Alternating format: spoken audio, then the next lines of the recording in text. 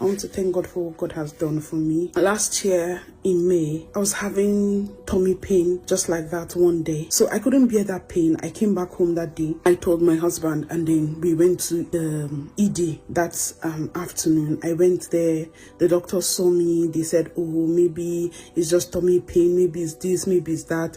The surgical team reviewed me and they said they couldn't really see why I was having the pain. They sent me home with some codeine. I took that for a while, and a few days later, it was like it wasn't getting better. It got worse. I couldn't eat. I couldn't drink.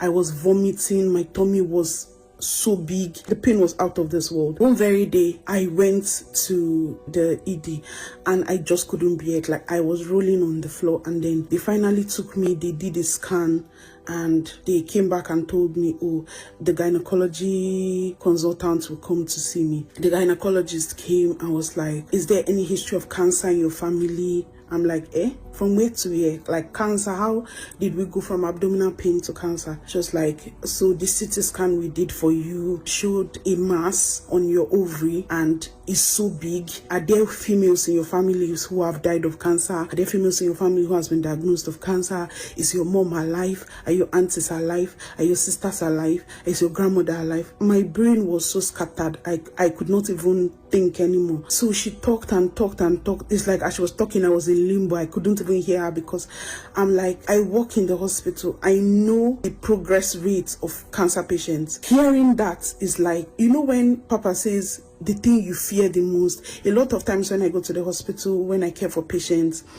one thing I always pray to God is, God, let cancer not near me and my family. After all of this, after the admissions and everything, they told me, okay, they were going to run some tests. It was a tumor they were saying. It was a mass they were saying. They ran some tests. They came back. They told me my tumor markers were elevated. It was an indication of the ovarian cancer and all of that. I was like, hey, God, have mercy on me. I started praying. I joined the altar. I was praying. Then I was booked for surgery to have the tumor removed. What even made me share this testimony from the lady's own was the similarity of the testimonies was just so much.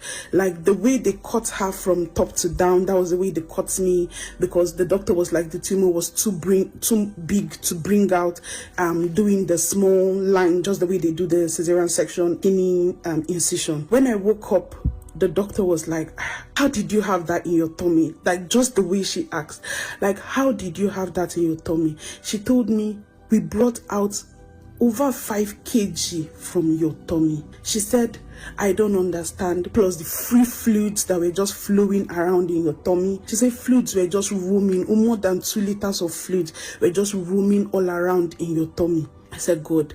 I remember before they put me to sleep, the anesthesia, I was just praying. Even as the thing was making me sleepy, I was just saying, O earth, thou shalt not receive my body. O earth, thou shalt not receive my body. So after the surgery, the doctor gave me all the information about everything that had happened. The tumor had cancer. She told me they were going to send the sample to test. Then I was discharged home. I was recovering. So after like 2 weeks, I got a mail to my house and it said that the sample they sent, they did the test, but they're not sure of what they're seeing. So they've sent it to Oxford hospital to redo the tests. I was like, hey, God.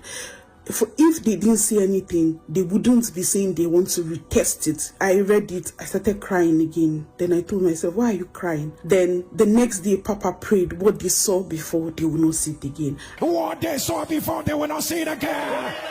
I took that letter, I prayed, what they saw before, God, they will not see it again. A few weeks later, I got another mail saying they had redone the test, and then they gave me an appointment, an outpatient appointment, to come and see the surgeon who did the surgery. We went for the appointment. The doctor was like, what she was really scared about was not even the tumor. She said the tumor was enclosed, that nothing came out of the tumor. It was just that the free flow fluid.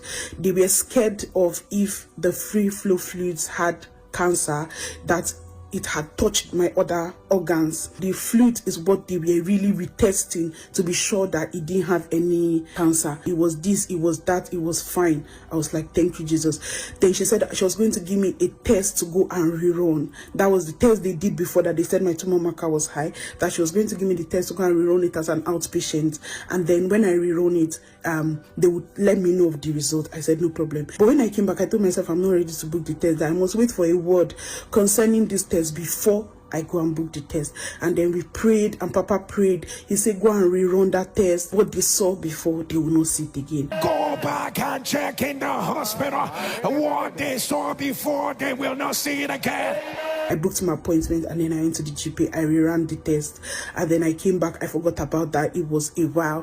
One day I was coming back from night shift. I saw some meals downstairs. I picked them. I came up. I opened it. I knew it was going to be for me. I opened it, and then I read it, and it said, Ruth, congratulations. I'm happy to tell you that your levels are within normal range. Like the way you know how Papa will say, how you shout, and you'll be preparing that you know how to shout, but you don't really know how to shout, because the way I just knelt down, I was in my kitchen, I knelt down on the floor. I was just like, thank you, Jesus. Thank you, Jesus.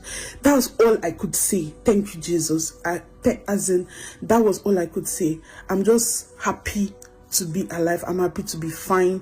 No more pain. I healed perfectly. And I'm just here to say thank you, Jesus, for what you've done for me. And Papa, God bless you. God bless you. God bless you for letting yourself to be used. And I want to say thank you for the prayers. And may the oil on your head actually never run dry. Thank you.